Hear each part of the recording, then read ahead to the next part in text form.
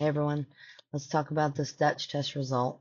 I've been very excited to come on and explain it to you. It took me a little while to learn the concept of the reading of the Dutch test, but here we go. Um, so as you know from my previous video, I took the Dutch test on the same day we did my labs. That way I could have something comparable and learning how the nurse practitioner, of course, doses you and reads the different hormone levels, etc. So, and the first dial gives you a summary of the three main hormones, the estradiol, progesterone, and testosterone.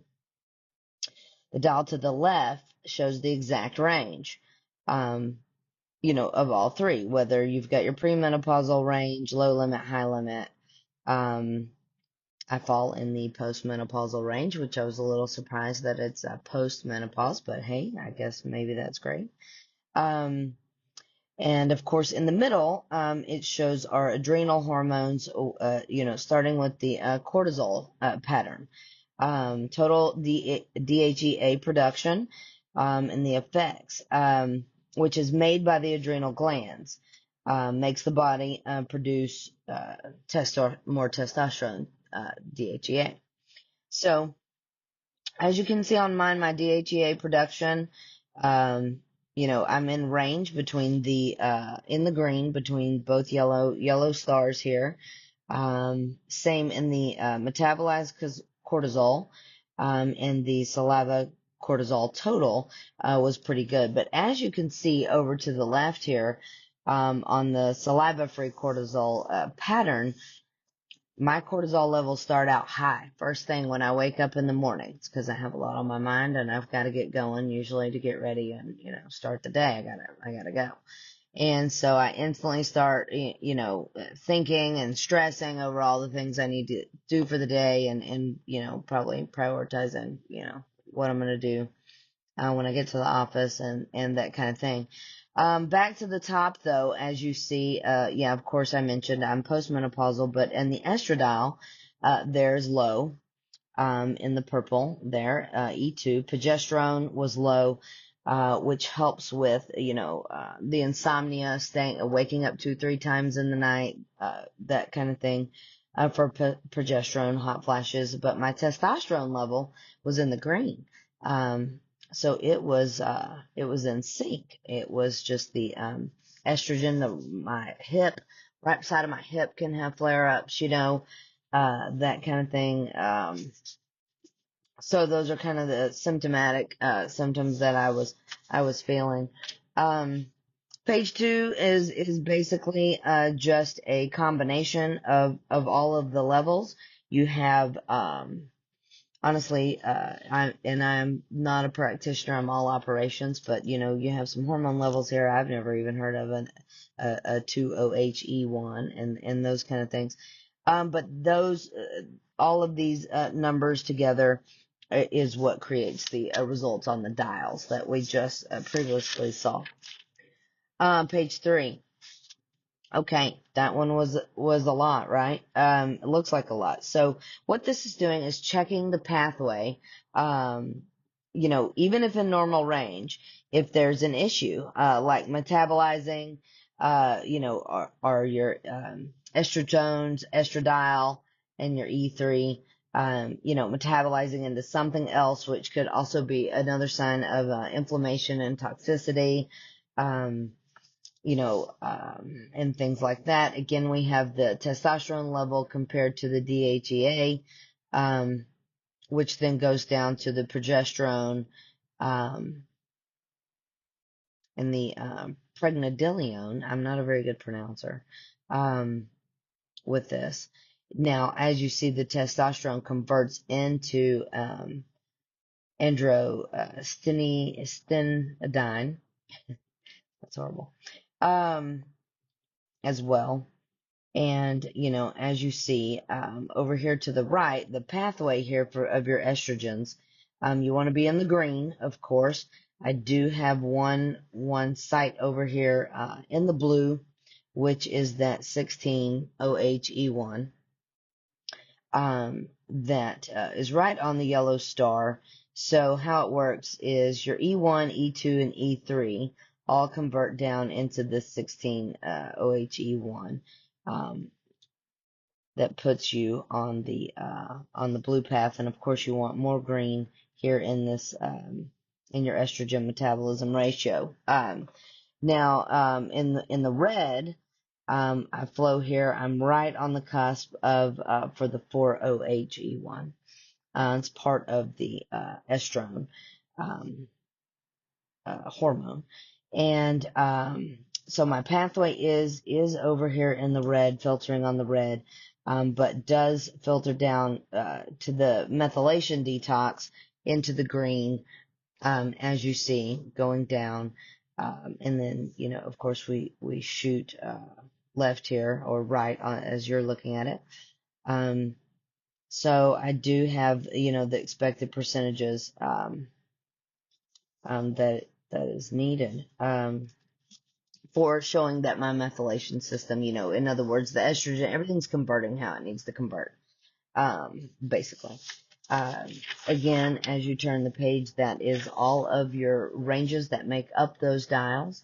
And here we have on page 5, it's kind of what I liked, your hypothalamus, pituitary, and pineal gland, and how your adrenal glands are working, is very important, for stress, inflammation, and how your brain is releasing ACTH, which stimulates the adrenal glands to make hormones. So the biggest thing is you want your adrenal glands working clearly, because that's what is still in the body, is producing our hormones. So my total DHEA production is still on point, a little low on the low side, but my adrenal glands are functioning. Your cortisol metabolism is a little on the high side. Has to do with oxidative stress and different things. I always have a lot going on, but the biggest thing here at the bottom is your saliva cortisone total. Based they each, so cortisol and cortisone, sorry, I can't even see, cortisol and cortisone interconversion, they convert back and forth. So that just shows the adrenal glands are working and that everything is good. Here on page 6, the test even offers some levels within your vitamin B12, B6, biotin, glutathione, and gut health markers. So that's great. Shows, if there's any kind of GI inflammation, and your biomarkers, dopamine, which of course affects our mood and different things, was all good and in range. So, neuroinflammation markers is showing that, and of course, melatonin levels. Oxidative stress was a 2.7.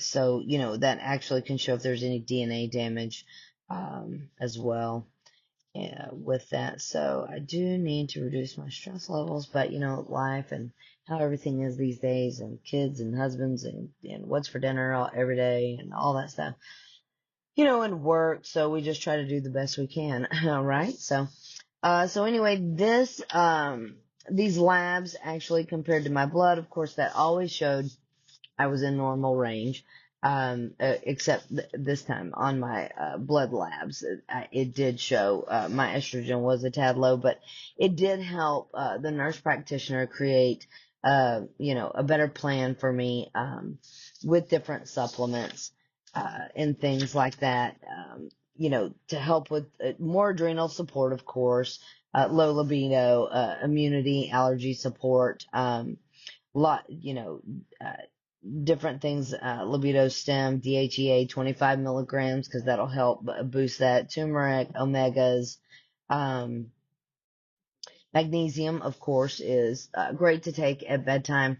I do take it at bedtime, but not as much, because I do actually have low blood pressure, and magnesium will lower your blood pressure. So I was waking up, a little dizzy and lightheaded, because I think it was lowering my blood pressure, too much.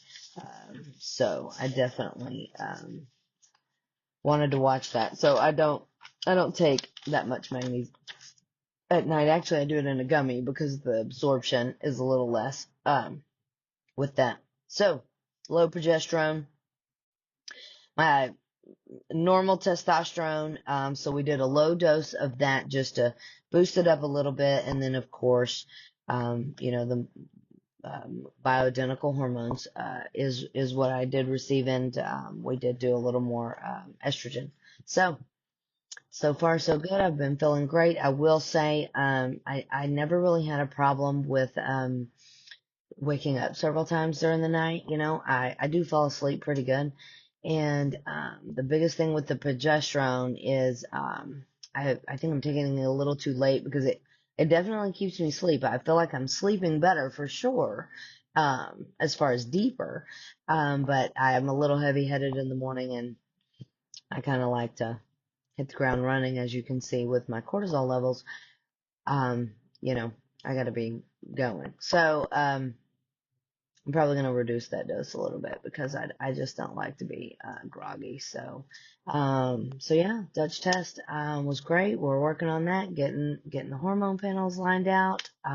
Looks like next thing we need to get lined out here is these grays.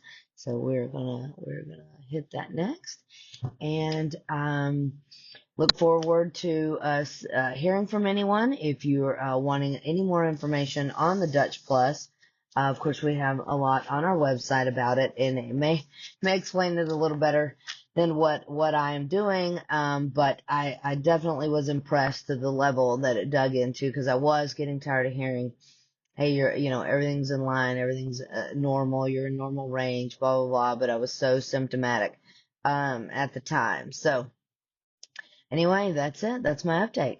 Thanks for tuning in.